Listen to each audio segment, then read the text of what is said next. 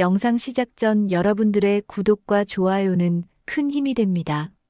서울 송파구의 20평대 아파트에서 시작되는 이 이야기는 평범해 보이지만 곧 비극으로 치달을 한 쌍의 부부 이야기입니다.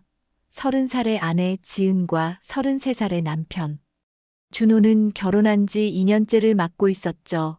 두 사람은 지인의 소개로 만난 사이였는데 첫 만남부터 서로에게 깊은 인상을 받았습니다. 준호는 국내 대기업 본사 전략기획팀에서 근무하는 엘리트 직장인이었어요. 매일 오전 8시 30분에 출근해서 저녁 7시면 칼퇴근하는 규칙적인 생활을 유지하고 있었습니다. 대기업 특성상 회식이나 야근이 있긴 했지만 그리 자주는 아니었죠. 준호는 일과 삶의 균형을 중요하게 생각하는 타입이었고 집에서 지은과 보내는 시간을 무엇보다 소중히 여겼어요. 반면 지은은 5년차 스타트업 마케터로 일하고 있었습니다. 작은 회사였지만 성장 가능성이 높은 곳이라서 지은은 자신의 커리어에 대한 확신을 갖고 있었어요. 스타트업 특성상 업무 시간이 유연했고 회식도 그리 많지 않은 편이었죠. 많아야 한 달에 한두 번 정도였는데 그마저도 가벼운 치킨과 맥주 정도로 끝나는 경우가 대부분이었습니다. 두 사람의 첫 만남은 강남의 한 카페에서 이루어졌는데 서로 비슷한 가치관을 가지고 있다는 걸 금방 알 수 있었어요. 준호는 지은의 당당하고 자신감 넘치는 모습에 매력을 느꼈고 지은은 준호의 신중하면서도 따뜻한 성격에 호감을 갖게 되었습니다. 교제 기간 1년 반 동안 두 사람은 서로를 더 깊이 알아가며 결혼에 대한 확신을 다져나갔죠. 결혼식은 양가 가족과 친구들이 모인 가운데 따뜻하게 치러졌어요. 신혼집은 두 사람이 함께 고른 송파구의 깔끔한 아파트였는데 햇살이 잘 드는 남양의 교통도 편리한 곳이었습니다. 지은은 인테리어에 소질이 있어서 집안을 아늑하고 예쁘게 꾸며놓았죠. 거실 한쪽 벽면에는 두 사람의 결혼 사진과 여행 사진들이 가지런히 걸려 있었어요. 신혼생활은 정말 달콤했습니다. 준호는 매일 아침 지은보다 일찍 일어나 간단한 아침 식사를 준비해주곤 했어요. 지은이 늦잠을 자는 편이라서 준호가 먼저 출근하는 날이 많았는데 항상 따뜻한 차와 간단한 샌드위치를 준비해두고 갔습니다. 지은은 그런 준호의 배려에 고마워하며 저녁에는 정성스럽게 요리를 해서 기다렸죠. 두 사람 모두 맞벌이였지만 경제적으로는 여유로운 편이었어요. 준호의 월급이 안정적이었고 지은도 스타트업에서 괜찮은 대우를 받고 있었거든요. 두 사람은 아이 낳기 전까지 3년만 모아보자는 목표를 세워두고 있었습니다. 그래서 외식이나 여행도 적당히 즐기면서 동시에 저축도 열심히 하고 있었죠. 주말이면 두 사람은 함께 시간을 보내는 걸 좋아했어요. 때로는 한강에서 자전거를 타거나 영화를 보러 가기도 했고 집에서 넷플릭스를 보며 느긋하게 쉬기도 했습니다. 지은은 요리하는 걸 좋아해서 주말에는 평소보다 정성스럽게 음식을 만들어 준호와 함께 먹곤 했어요. 준호는 그런 지은의 모습을 보며 정말 좋은 사람과 결혼했다고 생각했습니다. 저녁 시간이면 두 사람은 소파에 나란히 앉아 하루 있었던 일들을 나누곤 했죠. 준호는 회사에서 있었던 재미있는 에피소드를 들려주고 지은은 클라이언트와의 미팅에서 있었던 일들을 이야기했어요.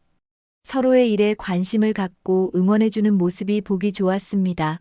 준호는 특히 지은이 커리어를 쌓아가는 모습을 대견했고 지은도 준호의 든든한 지지에 힘을 얻곤 했죠. 이렇게 평범하면서도 행복한 일상이 계속될 것이라고 두 사람 모두 믿어 의심치 않았습니다. 그런데 결혼 2년째 되던 어느 날부터 지은의 패턴에 미묘한 변화가 생기기 시작했습니다. 처음에는 정말 사소한 변화여서 준호도 그냥 넘어갔었죠. 하지만 시간이 지날수록 그 변화는 점점 더 뚜렷해졌고 준호의 마음속에는 알 수 없는 불안감이 자리 잡기 시작했어요. 가장 먼저 눈에 띈 건 지은의 야근 횟수였습니다. 원래 지은이 다니는 스타트업은 야근이 거의 없는 편이었어요. 회사 문화 자체가 워라밸을 중요시했고, 대표도 직원들이 늦게까지 남아있는 걸 별로 좋아하지 않았거든요. 그래서 지은도 보통 6시나 7시면 집에 들어오는 게 일상이었죠. 그런데 최근 2달 사이에 야근 횟수가 급격히 늘어났습니다. 한 달에 4번 정도였던 야근이 어느새 10번 이상으로 늘어났어요. 처음에는 일주일에 1번 정도였는데, 나중에는 일주일에 3번씩 늦게 들어오는 날이 생겼습니다. 준호가 걱정스럽게 물어보면 지은은 항상 같은 대답을 했죠. 신규 클라이언트 프로젝트 때문에 마감이 빡빡하다는 것이었어요.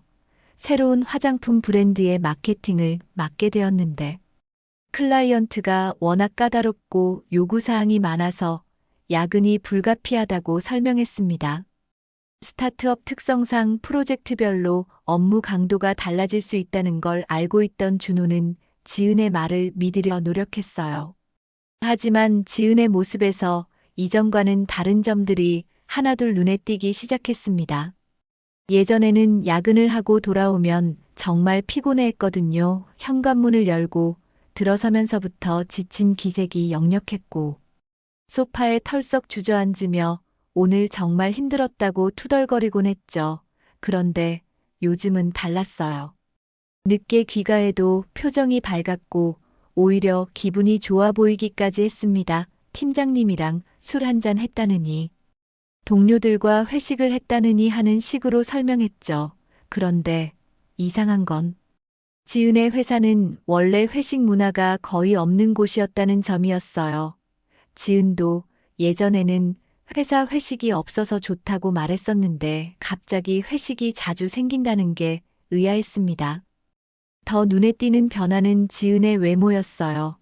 평소에도 단정하게 꾸미고 다니는 편이었지만 최근에는 메이크업이 더 진해졌고 옷차림도 예전보다 신경을 많이 쓰는 것 같았습니다. 특히 야근한다는 날에는 더욱 정성스럽게 화장을 하고 나가곤 했죠. 준호가 예쁘게 꾸몄네 하고 말하면 지은은 회사에서 클라이언트 미팅이 있다거나 중요한 프레젠테이션이 있다고 둘러댔어요. 주말에도 변화가 생겼습니다. 예전에는 주말만큼은 둘이 함께 보내는 시간이었는데, 요즘에는 토요일이나 일요일에 갑자기 외근이 생긴다거나 외부 미팅이 있다며 나가는 경우가 늘어났어요. 스타트업이라서 유연근무가 가능하고 클라이언트 스케줄에 맞춰야 한다는 지은의 설명에 준호는 이해하려 노력했습니다. 하지만 마음 한구석에서는 뭔가 이상하다는 생각이 들기 시작했어요. 지은이 귀가하는 시간도 점점 늦어져서 12시, 1시를 넘기기 일쑤였고, 때로는 새벽 2시에 들어오는 날도 있었거든요. 아무리 회식이라고 해도 새벽까지 하는 게 맞나 싶었죠. 준호는 이런 의심을 품는 자신이 못마땅했습니다. 지은을 믿지 못하는 자신이 속 좁고 의심 많은 사람 같아서 자책하기도 했어요. 하지만 점점 쌓여가는 의문점들을 무시하기가 어려웠습니다. 그런 불안한 일상이 계속되던 어느 목요일 저녁이었습니다. 준호는 평소처럼 7시에 퇴근해서 집에 돌아와 있었어요. 지은은 그날도 회사 회식이 있다며 일찍 나가버렸죠. 잠깐 회식 있다가 바로 집에 갈게라고 말하면서 말이에요. 준호는 혼자 간단히 저녁을 해결하고 거실 소파에 앉아 텔레비전을 보고 있었습니다. 8시 30분쯤 되었을까요? 준호의 휴대폰이 울렸어요. 화면을 보니 고등학교 동창인 민수의 이름이 떠 있었습니다. 민수는 준호와 같은 반이었던 친구로 지금은 건설회사에서 현장 관리 일을 하고 있었죠. 가끔 연락하며 지내는 사이였지만 평일 저녁에 전화하는 경우는 드물었어요. 준호야 나 민수야 라며 민수가 말을 꺼냈는데 목소리가 어딘지 어색했습니다. 뭔가 말하기 곤란한 일이 있는 것 같은 톤이었어요. 준호는 반가운 마음에 민수야 오랜만이네 무슨 일이야 하고 대답했습니다. 그런데 민수가 한참을 망설이더니 이런 말을 했어요. 야, 너 혹시 지금 집에 있어? 지은이는 어디 있고? 준호는 갑자기 심장이 두근거리기 시작했습니다. 무슨 일인지 직감적으로 알 것 같았거든요. 나는 집에 있고. 지은이는 회사 회식 간다고 나갔어. 왜 그래? 민수는 또 한참을 망설였습니다. 그러더니 조심스럽게 입을 열었어요. 야, 이거 말해도 되는 건지 모르겠는데. 너희 와이프 방금 5호 모텔 들어가는 거 봤어. 남자랑 같이 말이야. 준호는 순간 귀를 의심했습니다. 뭐라고 다시 한번 말해봐. 민수가 다시 한번 또박또박 말했습니다. 지은이가 모르는 남자랑 같이 모텔에 들어가는 걸 내가 직접 봤어. 나도 믿기 어려워서 한참 고민했는데. 그래도 내가 알아야 할 것 같아서 전화했어. 준호의 머릿속이 하얗게 변했습니다. 그럴 리가 없다는 생각과 동시에 최근 지은의 이상한 행동들이 모두 떠올랐어요. 잦아진 야근, 달라진 외모, 늦은 귀가, 시간, 모든 것이 퍼즐 조각처럼 맞춰지기 시작했습니다. 민수야, 정말 확실해? 혹시 다른 사람 아닐까? 준호의 목소리는 떨리고 있었어요. 아니야. 분명히 지은이 맞아. 걔 옆에 서 있던 남자는 30대 중반쯤 되어 보이더라. 키도 크고 말이야. 모텔은 어디야? 민수가 모텔의 정확한 위치를 알려주었습니다. 강남구에 있는 곳이었는데 지은의 회사에서 그리 멀지 않은 거리였어요. 준호는 더 이상 참을 수 없었습니다. 민수야, 고마워. 나 지금 가봐야겠어. 전화를 끊은 준호는 손이 덜덜 떨렸습니다. 믿고 싶지 않았지만 민수가 거짓말할 이유는 없었거든요. 준호는 재빨리 옷을 갈아입고 차키를 집어들었어요.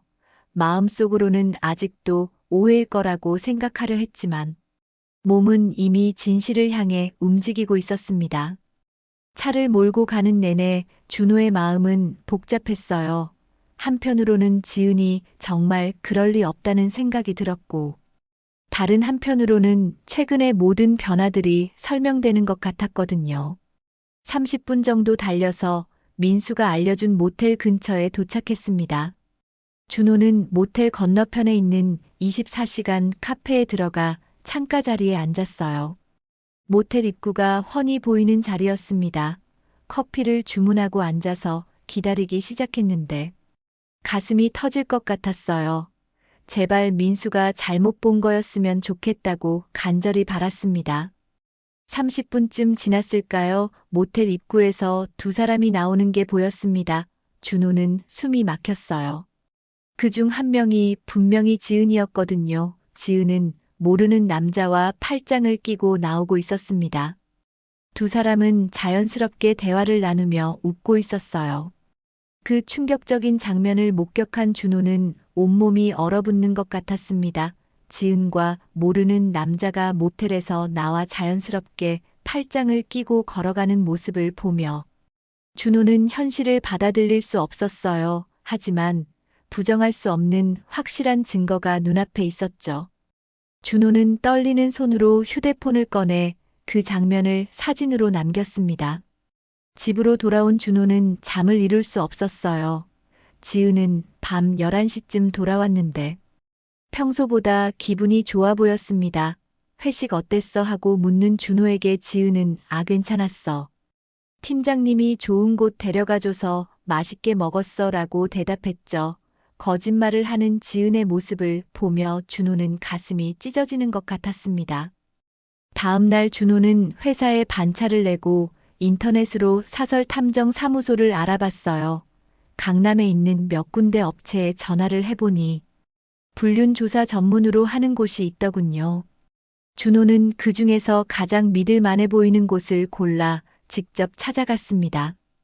탐정 사무소는 오피스텔 한 층에 자리하고 있었는데 생각보다 깔끔하고 전문적인 분위기였어요. 사무소 대표는 40대 중반의 남성이었는데 이런 일을 많이 다뤄본 듯 차분하고 침착한 모습이었습니다. 준호가 상황을 설명하자 대표는 고개를 끄덕이며 들어주었죠.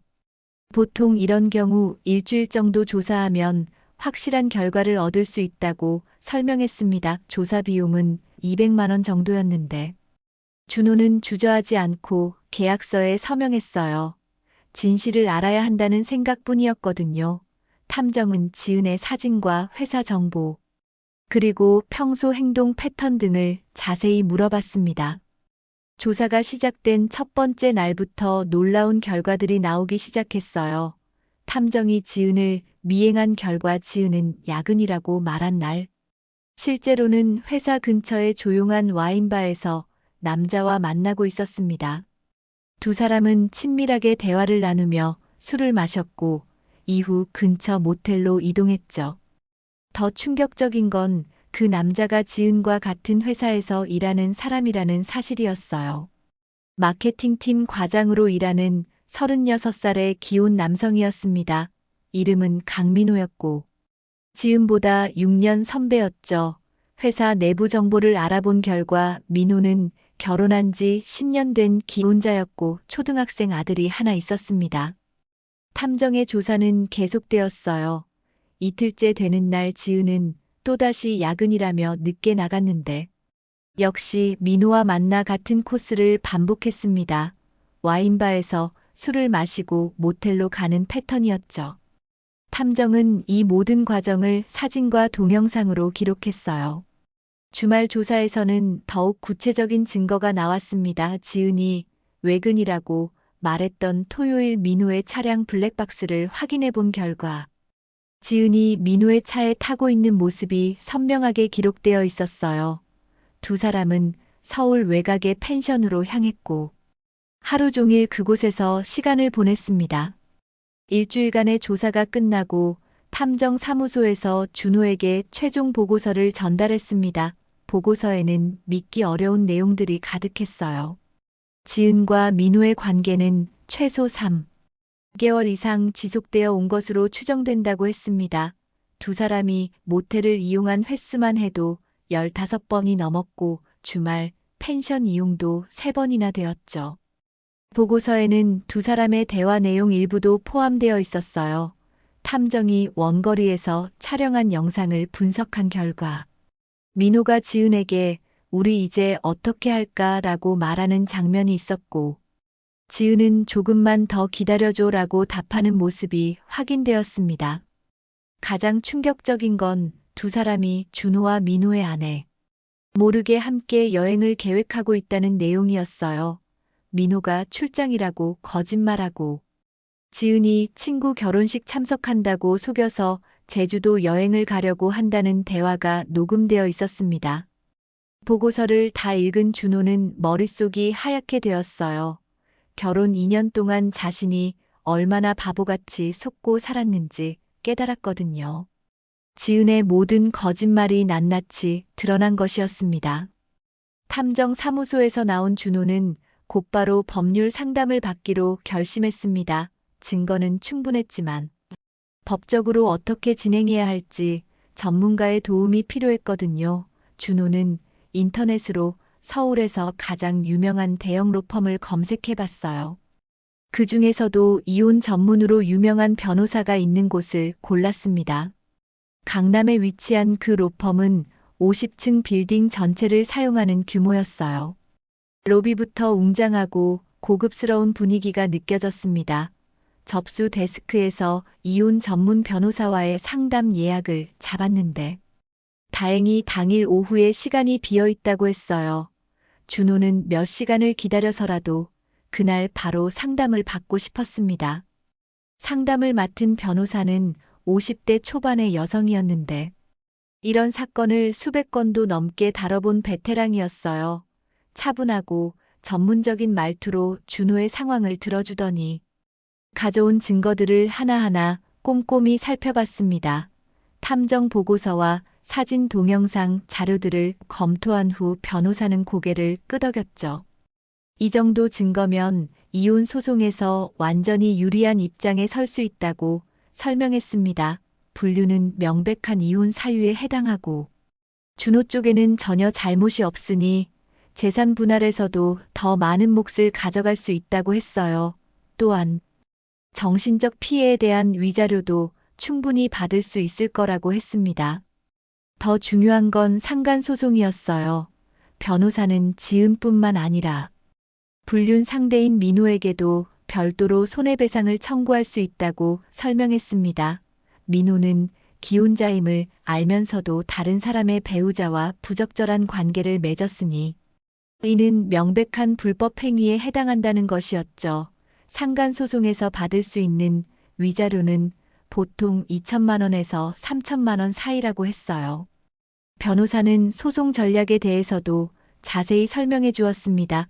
먼저 이혼 조정을 신청하되 지은이 조정에 응하지 않으면 바로 이혼 소송으로 넘어가는 것이 좋겠다고 했어요. 동시에 민호를 상대로는 상간소송을 별도로 진행하는 것이었습니다. 두 건의 소송을 함께 진행하면 서로 시너지 효과를 낼 수 있다고 설명했죠. 준호는 변호사에게 한 가지 부탁을 했습니다. 지은에게는 미리 알리지 말고 법원에서 소장이 접수되면 그때 통지가 가게 해달라는 것이었어요. 더 이상 지은과 대화하고 싶지 않았고 변명을 들을 생각도 없었거든요. 지은이 그동안 얼마나 치밀하게 거짓말을 해왔는지 보면 어떤 말을 해도 믿을 수 없을 것 같았습니다. 변호사는 그런 준호의 마음을 충분히 이해한다며 그렇게 진행하겠다고 했어요. 다만 이혼 소송 과정에서는 어쩔 수 없이 지은과 마주쳐야 하는 상황들이 있을 거라고 미리 알려주었습니다. 재산 분할이나 위자료 액수를 정하는 과정에서 서로의 입장을 조율해야 하는 경우가 생길 수 있다는 것이었죠. 민호에 대한 조사도 추가로 필요했어요. 변호사는 민호의 재산 상황과 소득 수준을 파악해야 한다고 했습니다. 상간소송에서 위자료를 제대로 받으려면 상대방이 지급 능력이 있어야 하니까요. 다행히 민호는 스타트업이지만 과장 직급이고 연봉도 괜찮은 편이라서 위자료 지급에는 큰 문제가 없을 것 같다고 했어요. 소송 비용에 대한 설명도 들었습니다. 이혼 소송과 상간 소송을 합쳐서 변호사 비용이 약 3천만 원 정도 들 것 같다고 했어요. 적지 않은 금액이었지만 준호는 주저하지 않았습니다. 정당한 대가를 받기 위해서는 필요한 투자라고 생각했거든요. 상담을 마치고 나온 준호는 마음이 한결 정리된 것 같았어요. 감정적으로는 여전히 힘들었지만 적어도 앞으로 어떻게 해야 할지는 분명해졌거든요. 변호사가 일주일 내로 모든 서류를 준비해서 법원에 제출하겠다고 했으니 이제 결과를 기다리면 되는 상황이었습니다. 집으로 돌아온 준호는 지은을 평소와 다름없이 대했어요. 아직 아무것도 모르는 지은은 여전히 거짓말을 계속하고 있었죠. 오늘도 야근이 있을 것 같다며 늦게 들어올 거라고 말했습니다. 준호는 그냥 그래 조심해서 다녀와 라고 대답했어요. 이제 며칠만 더 참으면 모든 게 끝날 것이었습니다. 일주일 후 평범한 화요일 오전이었습니다. 준호는 회사에서 업무를 보고 있었는데 변호사로부터 연락이 왔어요. 법원에 이혼 소송과 상간 소송 모두 접수가 완료되었고 오늘 중으로 당사자들에게 소장이 전달될 예정이라는 내용이었습니다. 준호는 가슴이 두근거렸지만 동시에 후련한 기분이 들었어요. 드디어 모든 것이 시작되는 것이었죠. 오후 3시쯤 되었을까요? 준호의 휴대폰이 울렸습니다. 지은의 전화였어요. 목소리가 떨리고 있었는데 울고 있는 것 같았습니다. 여보, 나 지금 어디야? 집에 와줄 수 있어. 무슨 일이 생겼어?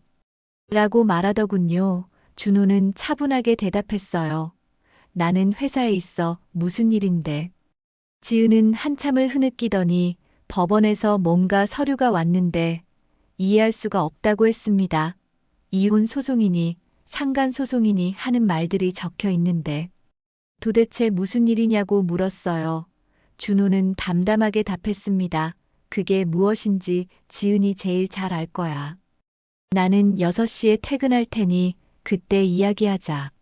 전화를 끊고 나서 준호는 일에 집중하려 했지만 쉽지 않았어요. 지은이 어떤 반응을 보일지 예상되기도 했고 걱정되기도 했거든요.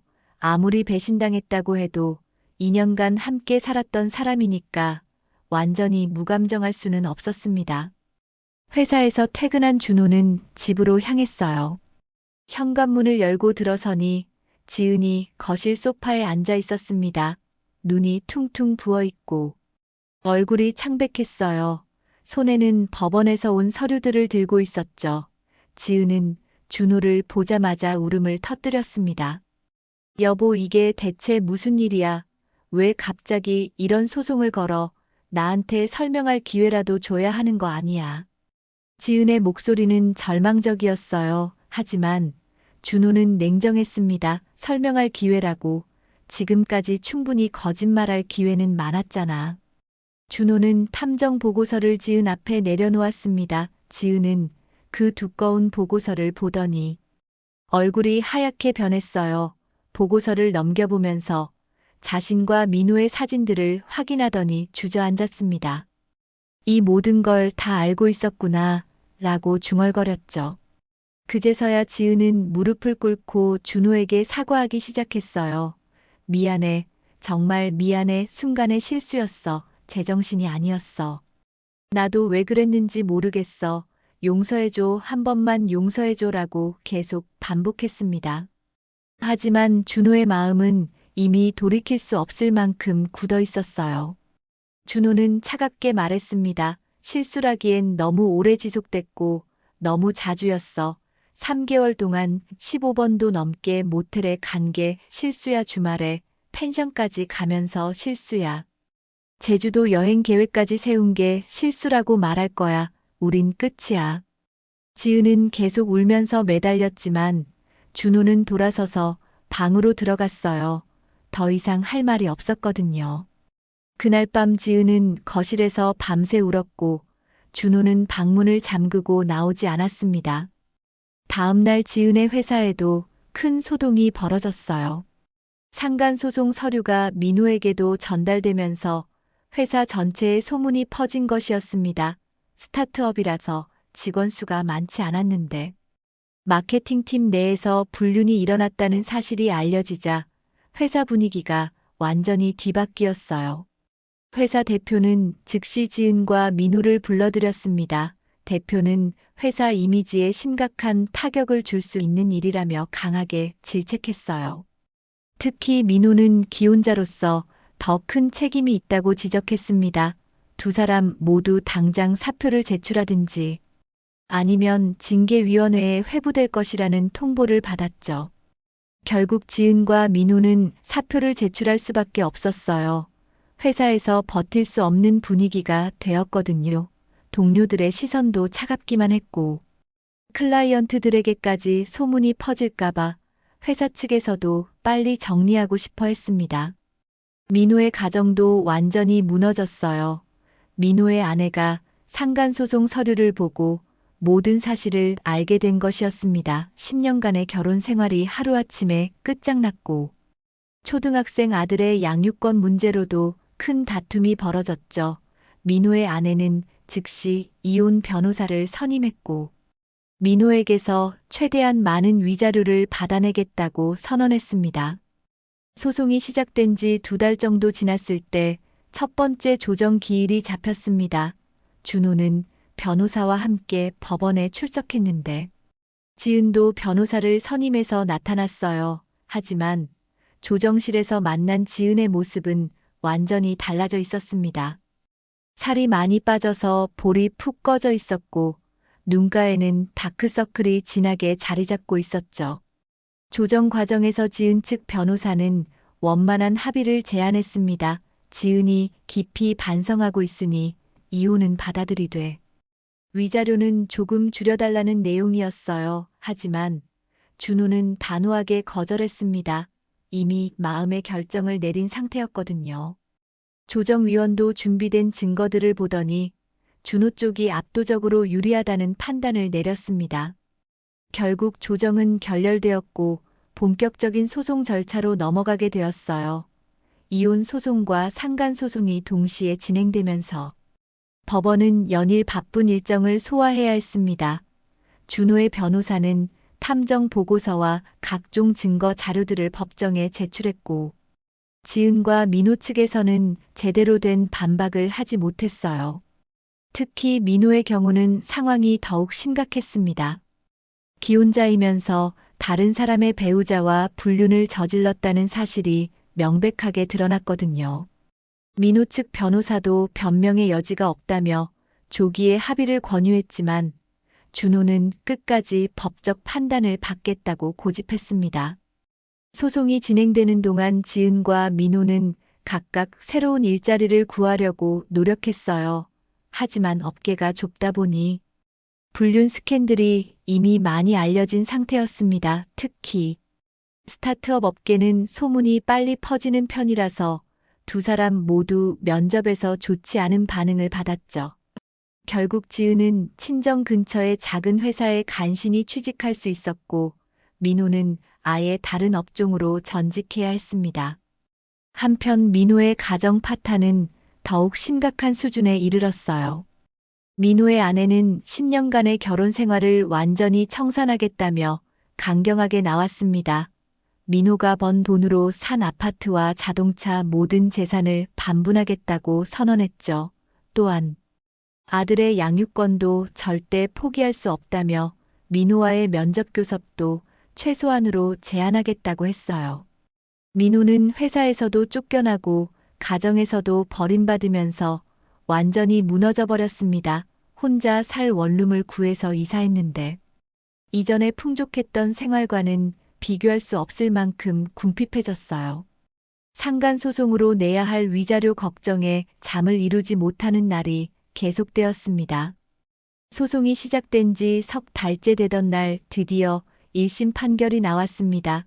이혼 소송에서는 지은의 불륜이 명백한 이혼 사유로 인정되었고 준호에게는 전혀 잘못이 없다고 판단되었어요. 재산 분할에서도 준호가 더 많은 몫을 가져가게 되었습니다.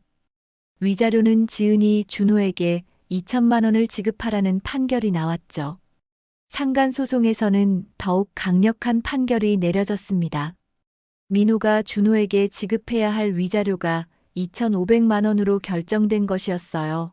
판사는 민호가 기혼자임에도 불구하고 다른 사람의 배우자와 장기간에 걸쳐 불륜 관계를 유지한 것은 매우 악질적인 행위라고 지적했습니다. 또한 계획적이고 지속적인 불륜이었다는 점에서 가중 처벌이 필요하다고 판시했어요. 판결문을 받아든 준호는 복잡한 심정이었습니다. 법적으로는 완전한 승리를 거두었지만 그렇다고 해서 상처받은 마음이 치유되는 것은 아니었거든요.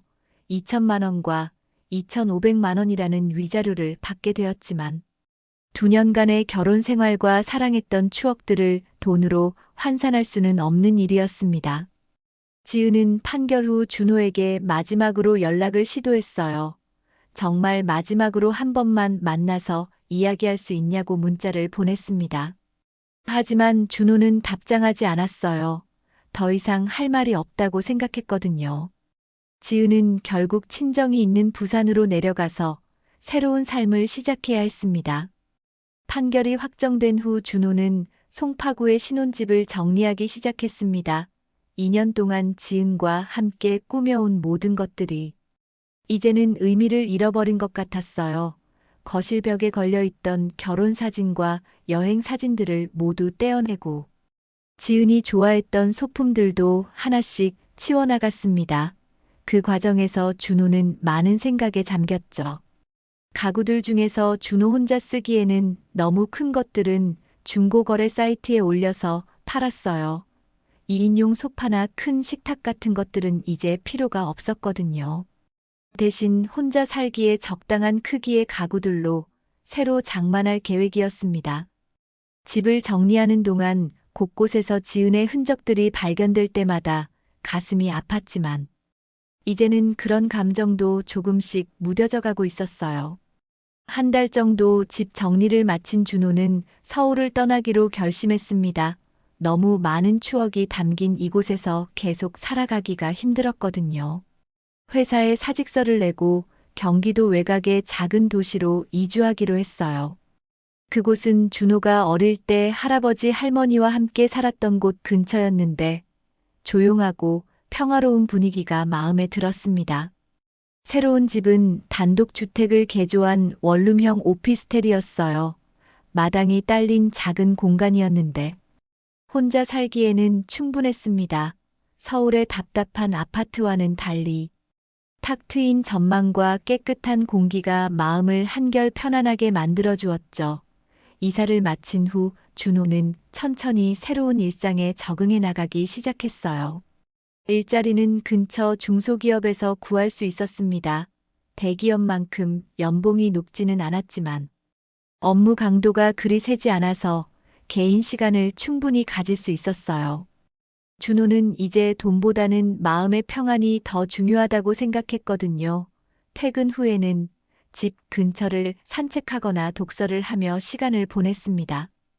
어느 날 준호는 자신의 경험을 다른 사람들과 나누고 싶다는 생각이 들었어요. 혹시 자신과 비슷한 상황에 처한 사람들에게 도움이 될 수도 있을 것 같았거든요. 그래서 블로그를 개설해서 이혼 과정에서 겪었던 일들을 차근차근 기록하기 시작했습니다. 블로그 제목은 배신당한 남편의 기록이었어요. 처음에는 단순히 개인적인 기록 정도로 생각했는데 의외로 많은 사람들이 관심을 보였습니다. 비슷한 경험을 한 사람들이 댓글을 달아주기도 했고 조언을 구하는 사람들도 있었죠. 준호는 자신의 아픈 경험이 누군가에게는 도움이 된다는 사실에 작은 보람을 느꼈어요. 블로그에는 불륜을 발견하는 과정부터 탐정 고용, 법적 대응 방법까지 구체적으로 적었습니다. 특히 상간소송에 대한 정보는 많은 사람들이 궁금해하는 부분이었어요. 준호는 자신이 겪었던 시행착오들을 바탕으로 실질적인 조언들을 제공했습니다. 시간이 지날수록 준호의 마음도 조금씩 평온을 되찾아갔어요. 처음에는 지은에 대한 분노와 배신감이 너무 커서 밤잠을 이루지 못하는 날이 많았는데 지금은 그런 감정들이 많이 가라앉았습니다. 여전히 상처는 남아있지만 이제는 그 상처와 함께 살아가는 방법을 터득한 것 같았어요. 새로운 도시에서의 생활은 예상보다 괜찮았습니다. 이웃들도 친절했고 생활비도 서울보다 훨씬 적게 들었어요. 주말에는 등산을 하거나 근처 도서관에서 책을 읽으며 조용한 시간을 보냈습니다. 혼자만의 시간이 외롭기보다는 오히려 자유롭게 느껴졌죠. 어느 가을날 저녁 준호는 블로그에 마지막 글을 올렸습니다. 그동안의 경험을 정리하면서 자신이 느낀 바를 솔직하게 적었어요. 많은 사람들이 배신당했을 때 용서하라고 말하지만 그것이 항상 옳은 답은 아니라고 생각한다고 썼습니다. 배신은 참을 수 없는 것이고 사랑은 용서로만 끝나는 게 아니라 때로는 상처로 새겨지는 것이라고 적었어요.